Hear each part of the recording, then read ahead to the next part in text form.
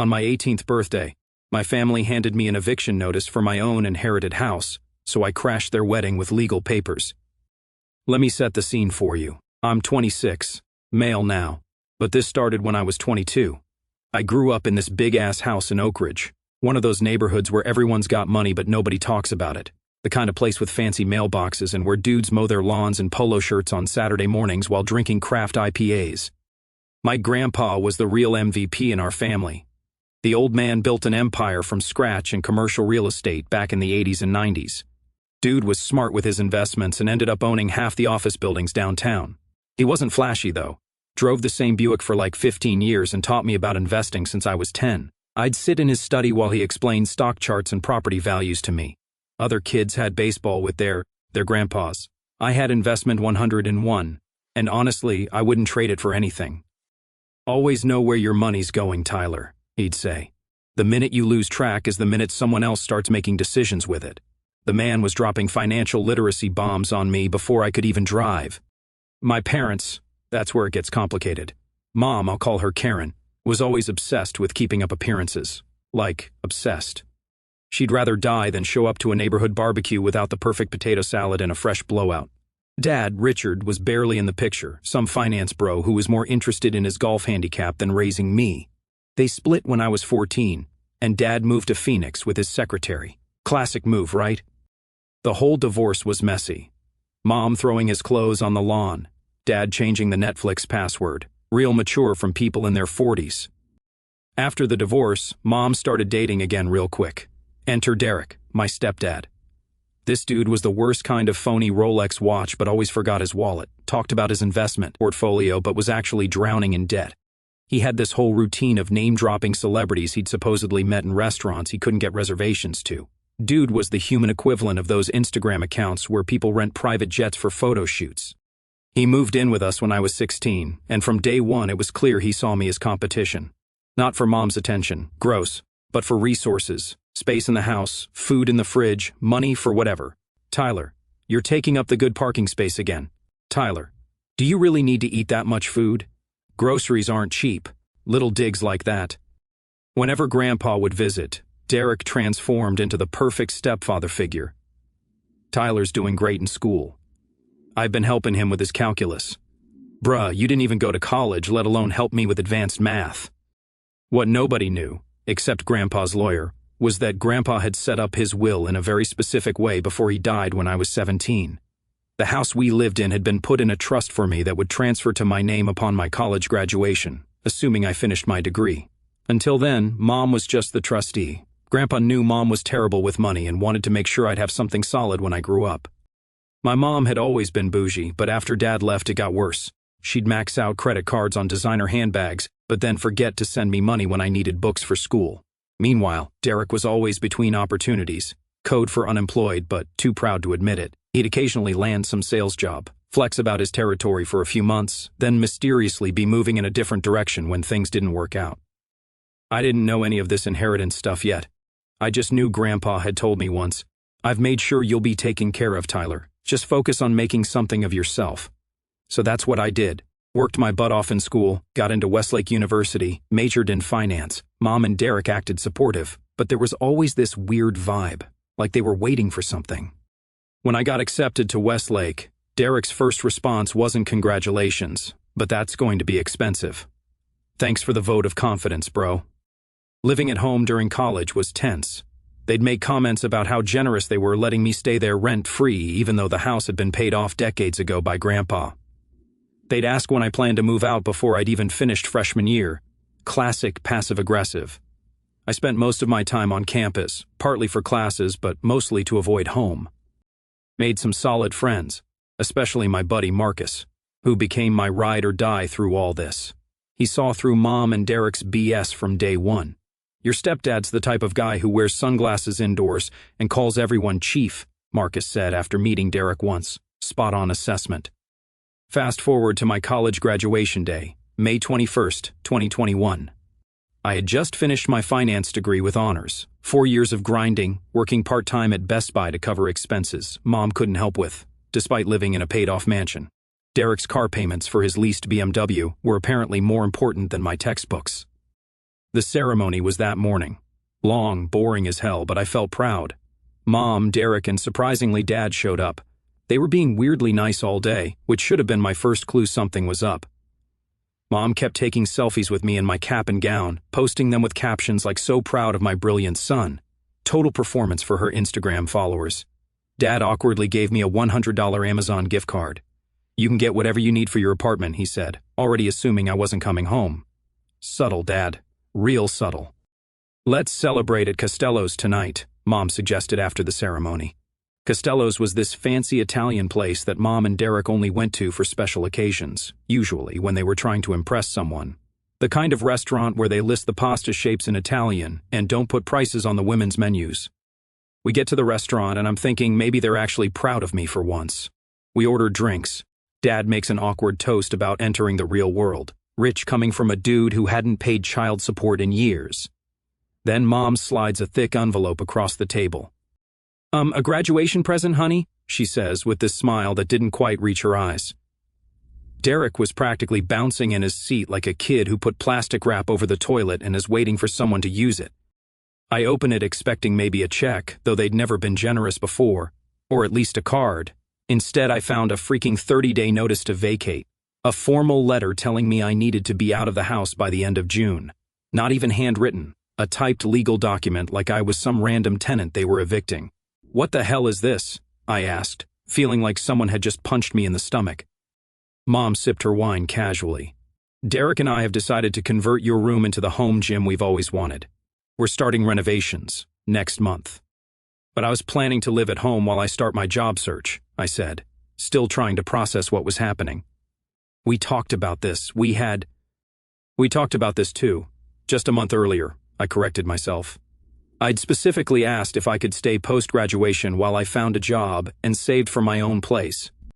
Derek laughed, and said, "Tyler, you're 22 now, a college graduate. Time to stand on your own 2 feet. We need our space." Dad, who'd been quiet, finally chimed in. "You can crash at my condo for a couple weeks if you need to. The futon in my office folds out." This from the guy who'd missed most of my birthdays and whose child support checks were always in the mail. The guy who told me he couldn't help with tuition because he was a bit cash-strapped while posting pics from his Cabo vacation with his new wife. But it got worse. Mom pulled out another envelope. "Also, we need you to sign these papers. Just some formalities about the house and Grandpa's estate." "What formalities?" I asked, taking the envelope but not opening it. "Just clearing up some outdated language in the will," Derek said, waving his hand dismissively. "Your grandfather left some provisions about the property that don't make sense anymore. Standard stuff." Something felt off. Way off. "I should probably read these first," I said. Mom's face tightened. "It's just legal jargon, Tyler. No need to overthink it. We had our attorney draw everything up properly." "Their attorney? Since when did they have an attorney on retainer?" Mom could barely afford her Nordstrom card payments. "I'll take them home and look them over," I insisted. Derek's smile disappeared. "We really need those signed tonight. Our contractor starts next week, and we need to clear up the title issues before then." Title issues. What the hell? I put the papers back in the envelope. I want to read them carefully first. The rest of dinner was tense as hell. They kept trying to bring up the papers. I kept deflecting. Derek got progressively drunker and more irritated, eventually snapping at the waiter over the bill.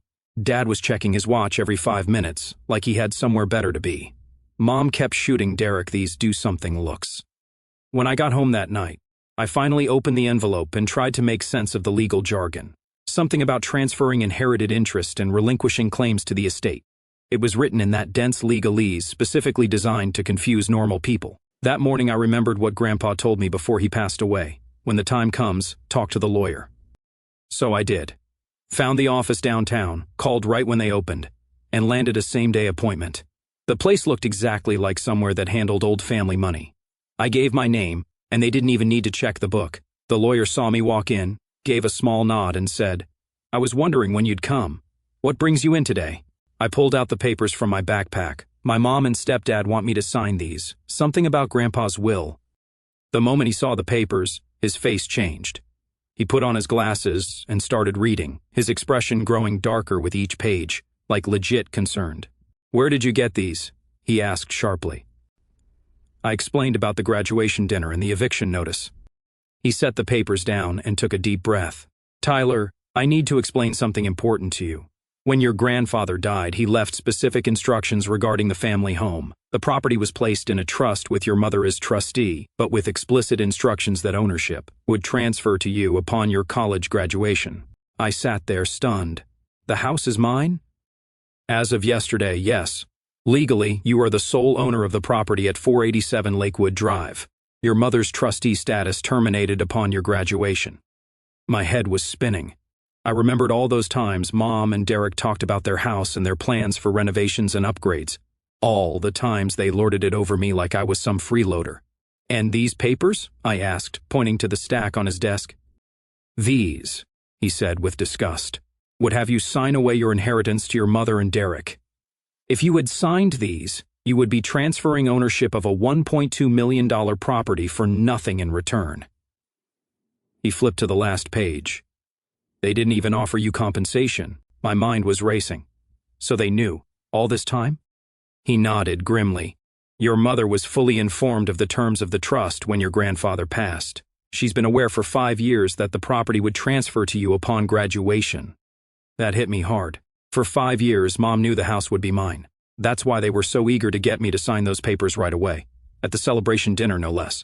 They thought I'd be caught up in the moment, happy and distracted, and just sign whatever they put in front of me. And the eviction notice? Completely invalid. They can't evict the legal owner of the property. He paused.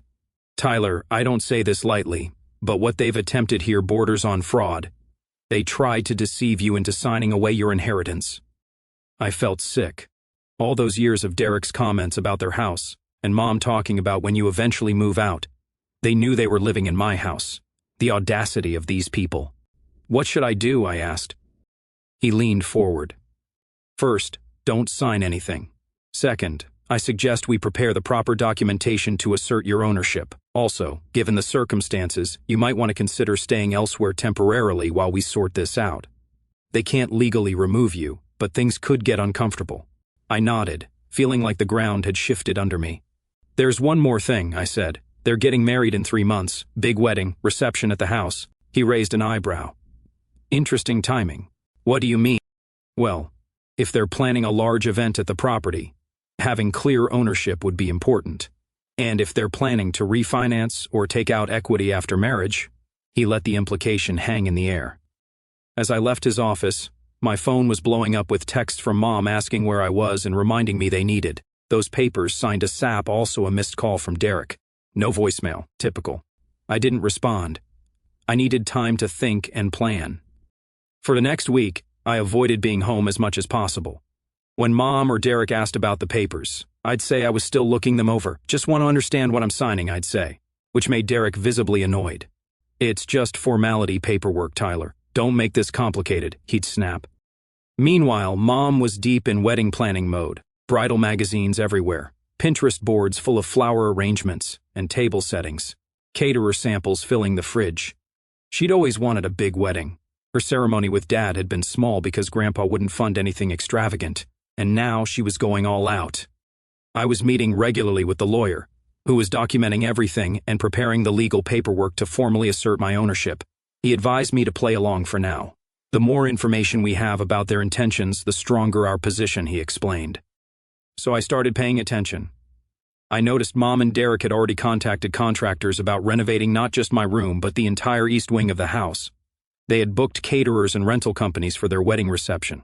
They were making all these plans for my house without even the decency to ask. What really got me was finding blueprints for a complete kitchen renovation scheduled to start the week after their wedding.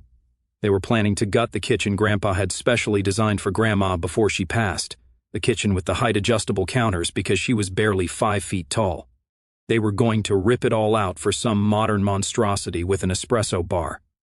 I crashed at my buddy Marcus's apartment most nights, just bringing clothes and essentials in my backpack. Marcus was cool about it. We'd been tight since freshman year, and his parents had always treated me like a second son. Dude, they seriously tried to steal your house, he said when I explained the situation. That's some cold-blooded shit right there. Yeah, and the worst part, they've known for years that it would be mine. All those times they complained about me living rent-free. They were the ones living rent-free in my house. Marcus shook his head. What are you going to do? Working on something with Grandpa's lawyer, but for now, I'm just watching and gathering intel. The wedding plans were ramping up. Mom sent me a fancy invitation in the mail. Karen Mitchell and Derek Woodson request the honor of your presence at their wedding. At the bottom was a handwritten note. Don't forget to bring those signed papers. We need to wrap this up before the wedding. P.S. The ceremony is at St. Luke's. Reception at the house. After the house. Not our house or your house, just the house, like it was some neutral property. Through all that, I was disturbed, especially after the graduation phase and the emptiness I felt inside. My job search was on hold while I dealt with this mess. The lawyer helped me access some funds from another trust Grandpa had set up, one I hadn't even known about until then. Apparently, there was a separate education and living expenses trust that would convert to a full inheritance when I turned 30. Not huge money, but enough to give me breathing room. Your grandfather was very thorough, the lawyer explained. He wanted to make sure you had a solid foundation before receiving significant assets. The more I learned about Grandpa's planning, the more I realized how much he must have distrusted my mother when it came to money. And now I understood why. 3 months was a long time to pretend everything was normal, but I'm patient when I need to be. During this time, I caught Derek going through my mail twice. Once I came home early and found him in my room rummaging through my desk drawers, just looking for a pen, he claimed, despite the cup of pens clearly visible on my desk. They started showing the house off to friends like it was some HGTV special. And this is where we're putting the luxury snack bar, he'd say, pointing to the basement. The same space Grandpa turned into my gaming setup for my 16th birthday. Mom kept dropping comments about how excited she was for me to start my own journey. Translation: she couldn't wait to kick me out. One night I overheard them talking in their bedroom through the air vent. What if he doesn't sign? Mom was asking. He will, Derek assured her. Kid's naive. Besides, what's he going to do? Sue his own mother? If only they knew. As the wedding date approached, I finally gave Mom and Derek what they wanted, or so they thought. I'll sign the papers at the wedding, I told them over dinner one night about 2 weeks before the big day. Kind of symbolic, right? New beginnings and all that. They exchanged looks. Derek seemed suspicious, but Mom was just relieved. Perfect. We can handle it right after the ceremony before the reception, she said. Actually, I countered, let's do it during the reception. More festive that way. Mom looked like she wanted to argue, but just nodded. Fine. Just don't forget. The next 2 weeks were a blur of wedding preparations. The house was being cleaned, the yard landscaped. Mom hired some fancy wedding coordinator who kept showing up with fabric swatches and flower arrangements. They were sparing no expense, and why would they? In their minds, they had just secured a $1.2 million property for the cost of some legal paperwork. Karen was out here acting like she owned Buckingham Palace. Started calling the house my estate when she was on the phone with vendors. Not our house, not even the house, my estate. Like she didn't spend the last 5 years dipping into her Nordstrom card to fake a lifestyle. She had the cleaning crew running drills like it was boot camp. The chandeliers must shine. Ma'am, we live in the suburbs.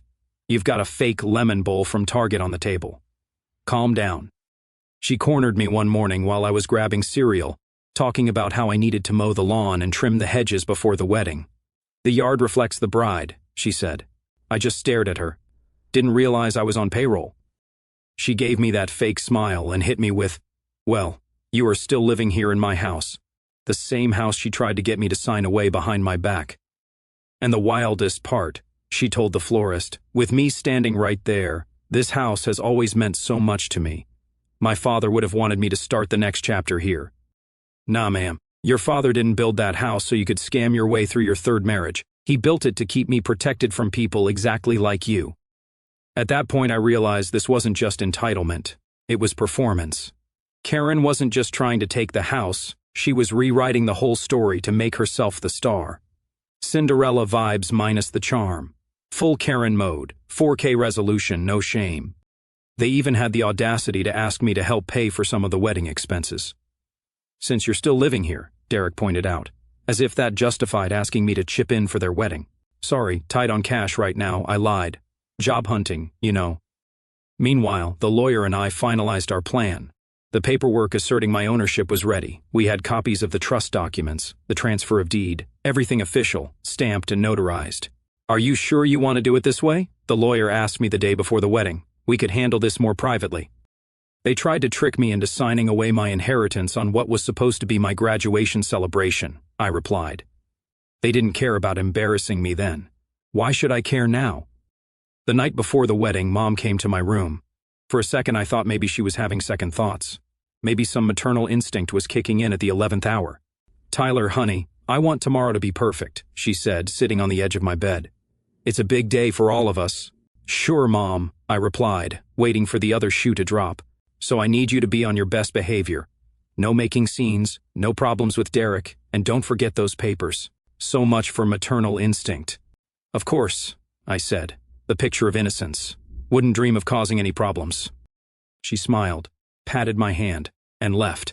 Not a word about how this was the last night before I supposedly had to move out. Not a hint of concern about where I'd go or what I'd do. Just a warning to behave myself at her precious wedding. The morning of the wedding arrived, September 15th. Perfect early fall weather. I got dressed in the suit I'd bought for the occasion. Nothing too flashy, just a charcoal gray number that fit well. I watched from my window as the rental company set up tables in the backyard, as the catering trucks arrived, as the bartenders set up the open bar, all for an event I hadn't authorized on my property. I went to the church ceremony and sat in the back. Watched Mom walk down the aisle in her designer dress, probably purchased with funds from my house. Watched Derek stand there looking smug in his expensive tux. They said their vows, exchanged rings, and kissed while everyone applauded. I slipped out before the receiving line formed and texted the lawyer, "It's time." The reception was in full swing by the time I arrived. About 150 people milling around the property, eating fancy hors d'oeuvres. Mom and Derek hadn't arrived yet. They were still taking photos at the church. The lawyer was waiting for me at the front gate along with Sheriff Reyes, who had the legal paperwork showing my ownership of the property. We waited in the circular driveway right where the wedding party would arrive. A first limo pulled up about 20 minutes later. Mom and Derek stepped out, all smiles and wedding day bliss, until they saw us standing there. Tyler. Mom's smile faltered. What's going on? Who are these people? The lawyer stepped forward, all professional. Mrs. Mitchell, Mr. Woodson, I'm representing the legal owner of this property. Derek laughed. What are you talking about? This is our house. The sheriff handed them the documentation. According to county records and the properly executed will of Mason Mitchell, this property belongs solely to Tyler Mitchell as of May 22nd, the date of his college graduation. The blood drained from Mom's face as she flipped through the pages. Derek grabbed the papers from her, his eyes darting back and forth as he read. This can't be right, he sputtered. It is right, the lawyer said calmly. Tyler became the legal owner when he graduated college, as stipulated in his grandfather's will.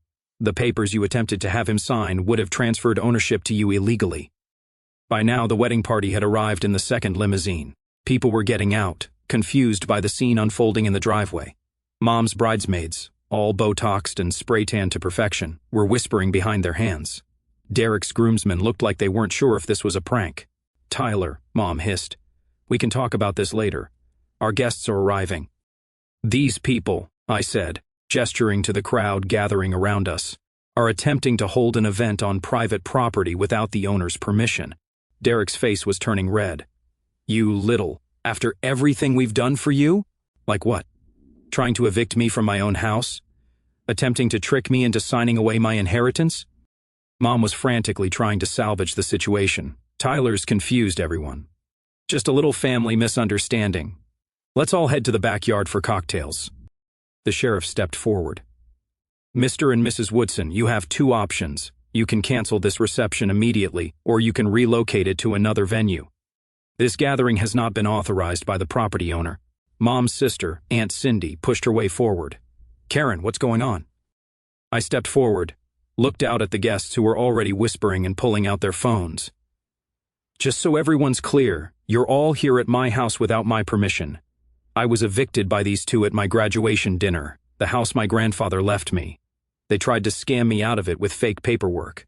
So if you're here for the open bar, I'd suggest calling Uber Wedding Rescue before the hors d'oeuvres get cold. A few guests actually laughed. Chad, Derek's best man, seriously, his name was Chad, looked like he was about to evaporate from secondhand embarrassment. Mom was full-on crying now, mascara running down her cheeks. Tyler is ruining my wedding day, after everything I've done for him. Chad tried to play peacemaker. Hey man, it's their wedding day. Can't this wait until tomorrow? Funny, I replied. They didn't want to wait to try to kick me out of my own house or trick me into signing it over to them. Why should I wait? Derek made one last desperate attempt. Listen, Tyler, let's talk numbers, he said in a lower voice. Everyone has a price. Name yours. I shook my head. Not happening. You have 1 hour to collect your personal items for the night. The rest you can arrange to pick up next week. Oh, where are we supposed to go? Mom wailed. Her perfect wedding makeup now streaked all over her face. Dad mentioned his futon folds out, I replied coolly, throwing their own words back at them. What followed was pure chaos. Guests awkwardly returning to their cars, the catering company packing up their half-prepared food, Mom crying hysterically while Derek barked into his phone trying to find a last-minute venue that could take 150 people. I stood in the driveway watching it all unfold, feeling strangely empty. This wasn't happiness. It was justice, the kind of justice Grandpa would have approved of, direct, decisive, and absolutely warranted. Mom's cousin Bethany, one of the few family members I actually liked, came up to me during the chaos. Is it true? She asked quietly. They tried to steal your inheritance? I showed her the eviction notice and the transfer papers they wanted me to sign. She read them quickly, her eyes widening. Jesus, Karen, she muttered. Then she hugged me. Your grandpa would be proud of you standing up for yourself. That meant more than she knew. They ended up moving the reception to the Westlake Hotel ballroom, a last-minute booking that cost them triple the normal rate. Most guests had already left from what I heard later. The ones who stayed were treated to cold food, a cash bar, the original bar was supposed to be open, and the most awkward first dance in wedding history. That night I walked through the house, my house, looking at the wedding gifts piled in the foyer, the half-assembled decorations in the backyard. I donated all the wedding gifts to a homeless shelter the next day. Petty, maybe, but they were delivered to my address, so technically they were my property. And honestly, Mom and Derek didn't deserve the 6 KitchenAid mixers they'd probably received. Mom tried calling me nonstop for weeks. I eventually agreed to meet her at a coffee shop where she alternated between fake apologies and angry accusations. We were just trying to secure our future, she explained, like that justified everything by destroying mine. You could have handled it differently, she sniffed. You didn't have to humiliate us in front of everyone we know. And you didn't have to try to trick me into signing away my inheritance, I countered. You didn't have to give me an eviction notice at my graduation dinner. She had the audacity to blame Grandpa. Dad always did love you more than me. He never trusted me with money. Gee, I wonder why, I said, staring pointedly at her designer purse. Derek never apologized. Instead, he threatened to sue for improvements they'd made to the property over the years. My lawyer shut that down with documentation showing all major renovations had been paid for by the trust Grandpa had established for home maintenance. The last text I got from him read, "You'll regret this, kid. What goes around comes around." I changed the locks the day after the wedding. Had a security system installed the following week. Mom and Derek tried to come by unannounced a few times, but the alarm company called me each time. Eventually they got the message. Living alone in that big house was weird at first. Quieter than I was used to, but also peaceful. No more passive-aggressive comments, no more tension at dinner. I could leave dishes in the sink if I wanted to, though Grandpa raised me better than that. I ended up selling the house 8 months later for $1.4 million. The market was hot, and I didn't need the constant reminders of what had happened there. Bought a nice condo downtown and invested the rest following Grandpa's principles. Got an entry-level position at Vertex Capital. Ironic, since it's in one of the buildings Grandpa used to own. Started building my career. Turns out having a solid education and not being in debt gives you options. I'm not rich by any means, but I'm comfortable in building towards something real, not pretending to be something I'm not. Mom and Derek's marriage lasted exactly 14 months before imploding. Turns out, when you build a relationship on materialism and deception, it doesn't hold up well under pressure. They fought constantly about money after the wedding, especially after Derek's latest business venture failed spectacularly. Last I heard, Derek moved to Tampa after the divorce, and Mom is living in a small apartment complaining to anyone who will listen about her ungrateful son. Dad actually reached out after he heard what happened, said he was proud of me for standing up for myself. Too little, too late, but I appreciated the gesture. We grab lunch maybe once a year when he's in town. It's awkward, but less toxic than it used to be. I'm dating a cool girl named Leah now. Met her at a friend's housewarming. She knows the whole story and thinks I did the right thing. Family doesn't try to scam family, she said simply when I told her everything. She's close with her parents and siblings, which was weird for me at first. Took me a while to realize that's how normal families operate, with actual love and support instead of schemes and manipulation. Sometimes I wonder what would have happened if I'd just signed those papers at graduation, how easy it would have been to give in. I'd probably be living in some crappy apartment with roommates, drowning in debt while Mom and Derek entertained in my house, renovated my house, maybe even sold my house out from under me. But Grandpa didn't raise me to be a pushover, even from beyond the grave. The old man knew exactly what he was doing when he set everything up the way he did. He knew Mom, he knew her priorities, and he made sure I was protected. The house is gone, the lesson stuck. Family isn't defined by blood, and sometimes the people who should love you the most are the ones you need to watch out for the most.